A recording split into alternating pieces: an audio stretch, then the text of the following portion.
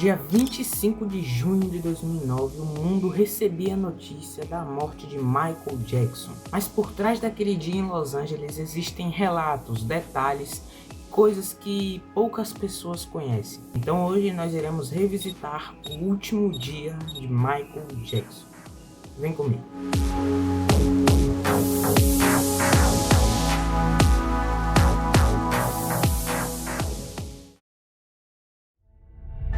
Mas primeiro a gente precisa contextualizar um pouco. Bem, nos anos 2000, o Michael já não fazia mais turnês, que eram a sua principal fonte de renda, muito por conta do desgaste físico e mental que uma turnê causa, na verdade. Nessa época, o Michael já não era mais jovem, ele já estava na casa dos seus 40 anos, 50, e longe das grandes turnês, e cada vez mais afastado dos holofotes, o Michael vivia um período incerto, marcado pelo silêncio, a pressão da mídia e problemas financeiros que cresciam discretamente. E alguns dias antes de morrer, o Michael estava devendo aproximadamente 500 milhões de dólares em nome da sua mansão.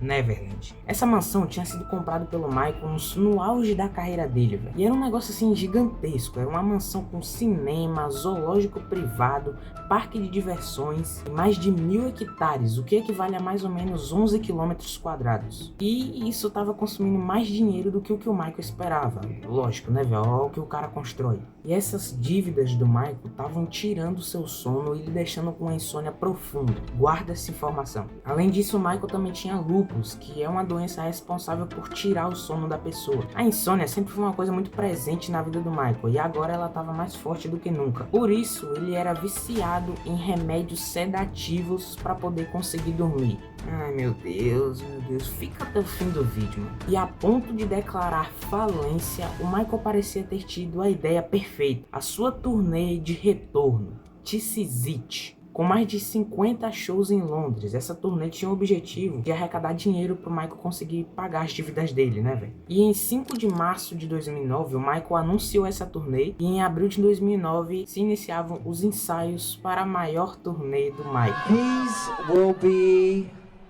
my final show performances in London.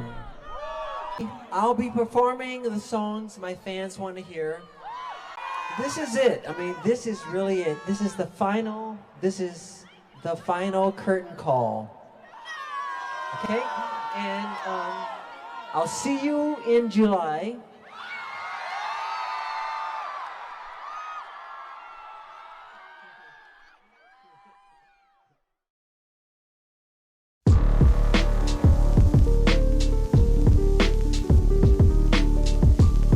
Na manhã de 24 de junho de 2009, o rei do pop está imerso nos ensaios para sua última turnê e tudo está muito animado no Staples Center, que foi o local onde ocorreu os ensaios de This Is It, né? Entre luzes, coreografias e o som de Billie Jean ecoando pelo palco, Michael Jackson parece reviver a mesma energia que encantou o mundo durante décadas. E a pressão, mano, é gigante. Algumas fontes mencionam que o cantor estava um pouco abatido por conta das suas dívidas, mas ele parecia muito feliz por conta dessa nova turnê. E mano, imagina, velho, essa turnê ia ser muito boa, mas calma, a gente vai chegar lá ainda. E os ensaios da tarde continuaram com a mesma energia e alegria. Naquele ensaio, tudo parecia vivo outra vez. Os dançarinos sorrindo, a banda afinada, F-Song preenchendo o ambiente. E o Michael feliz e empolgado, observando cada detalhe como alguém que ainda amava o que fazia. Kenny Ortega, um dos produtores de This Is It, disse que ainda se preocupava com a saúde mental e física do cantor. O Michael estava muito magro, galera. Mas claro, devido às suas preocupações, as dívidas e outro ponto é a sua relação bem tensa com a AEG Lives, a produtora de This Is It, a turnê que ele ia fazer. E essa produtora também foi responsável por contratar o médico do Michael, o Conrad Murray. E cara, não se esquece desse cara, ele vai ser muito importante lá na frente. O ensaio só foi terminar lá para meia-noite. Testemunhas da produção relataram que o Michael estava melhor do que nunca, elétrico e radiante. E ao fim dos ensaios, o Jackson retornou à sua residência privada em Carolwood Drive. Carolwood Drive, eu não sei como é que fala isso aqui não. E logo após chegar em casa, o Michael estava se queixando de cansaço e precisava dormir. E você lembra daquela insônia que eu falei que o Michael tinha lá no começo? Então, ele simplesmente não estava conseguindo dormir naquela noite de 24 de junho.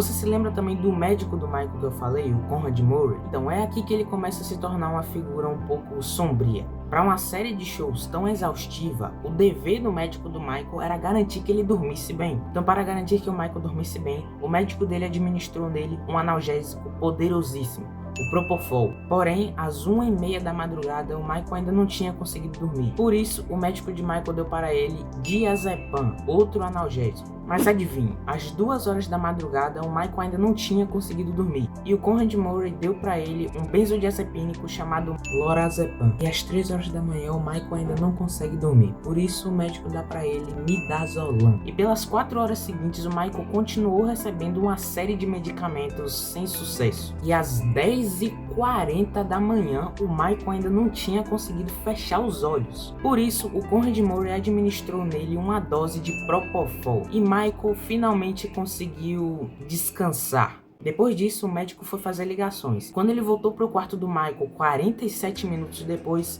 o Michael não estava respirando. Por isso, ele recorreu ao remédio Flumazedil para tentar reverter os efeitos dos remédios anteriores. Olha, ele queria matar o Michael, não é possível. O cara deu uma série de remédio, depois deu outro remédio para reverter. O médico tentou reanimar o Michael durante 10 minutos, quando ele decidiu chamar uma equipe de emergência. Ele também alegou que havia uma pressão constante do Michael para uso de sedativos fortes. Mas outro erro do médico do Michael foi realizar a massagem para tentar reanimar ele em cima da cama, sendo que a RCP, que é a massagem que ele foi tentar fazer, tem que ser feita em um local sólido, mano. Ele tinha que colocar o Michael no chão para fazer essa massagem. Na moral, acho que se eu for médico de uma... eu acho que eu sou um médico melhor. Segundo o relatório de defesa do médico, a emergência só teria sido chamada 30 minutos depois de tentar reanimar o Michael. Murray afirmou que sua demora aconteceu por falta de uma rede de telefone fixa na residência e também tentou números de segurança sem sucesso. We have a gentleman here that needs help and he's not breathing yet. He's not breathing. I'm trying to contact, sir. Where's he at right now? He's on the bed, sir. He's on the bed. Okay, then he's on the floor. Os paramédicos chegaram ao local e já encontraram Michael sem pulso. Os médicos tentaram reanimar o Michael por 42 minutos. E sem sucesso, às 1h14 da tarde, o Michael Jackson chega ao hospital. E um detalhe no mínimo estranho é que quando os médicos chegaram, o Conrad Murray, o médico do Michael, não relatou o uso do Propofol imediatamente e omitiu o uso da droga. Galera, esse excesso de medicamentos na corrente sanguínea do Michael causou uma parada cardíaca nele.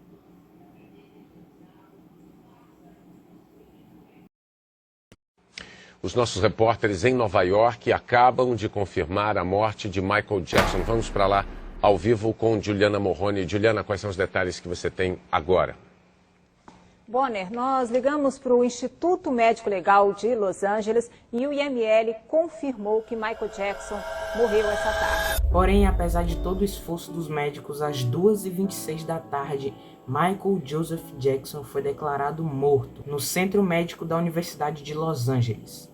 E a causa da morte, segundo a autópsia, foi uma intoxicação por Propofol adicionado de benzodiazepínicos. Aquele momento não era apenas a morte de um artista, era a partida de um ícone, o adeus do rei do pop, o homem que revolucionou a história dos videoclipes, quem criou as coreografias mais marcantes da música, que se tornou o dono do álbum mais vendido de todos os tempos. Era a despedida de uma figura polêmica, cercada por acusações e controvérsias que permanecem discutidas até hoje, mas acima de tudo, era o fim de uma das maiores lendas da história da música. O velório de Michael aconteceu no dia 7 de julho de 2009. Em 27 de setembro de 2011, Conrad Murray foi julgado e condenado a 4 anos de prisão, mas ficou somente 2 anos preso e em 2013 foi solto. E algumas pessoas ligam esse vício de remédios do Michael ao acidente que ele sofreu na Pepsi nos anos 80, onde ele precisou ser medicado por sedativos fortes também. E outra coisa que eu gostaria de ressaltar aqui é o quanto a mídia fez o Michael Jackson sofrer. Enquanto ele ainda estava vivo, jornais pintavam ele como uma figura bizarra, uma figura medonha. Em troca de quê? Dinheiro. Esculachar o Michael e fazer dele um monstro dava muito dinheiro na época, e a mudança do tom de pele por conta do vitiligo universal e as acusações de pedofilia foram a porta de entrada pra isso. Aí quando o cara morre, ah meu Deus, o rei do pop morreu, que dia triste, por que isso tinha que acontecer? E pior ainda tem gente que esperou o Michael Jackson morrer pra poder sujar a imagem dele, não é mesmo, Oprah? Na hora que o cara não tá mais aqui, neguinho enche o olho de lágrima pra falar dele, né? Cara, até hoje existem teorias bizarras do que pode ter acontecido. Tem gente que acredita que o Michael não morreu, que ele tá vivo, que ele tá escondido em algum lugar. Já tem gente que acredita que a morte do Michael foi encomendada, que, sei lá, mano, alguém pediu pra matar o Michael Jackson. Mas e aí, o que é que tu acha? Comenta aqui embaixo, velho. Mas a verdade é que Michael Jackson pode ter morrido, mas continua eternizado na memória de todos como o maior artista pop que já passou por esse mundo. Cara, eu acho que se tu gostou desse vídeo, tu também vai gostar desse daqui. É um vídeo relacionado à morte do Michael Jackson também. Então foi isso, pessoal. Espero que vocês tenham gostado do vídeo e tchau! Tchau!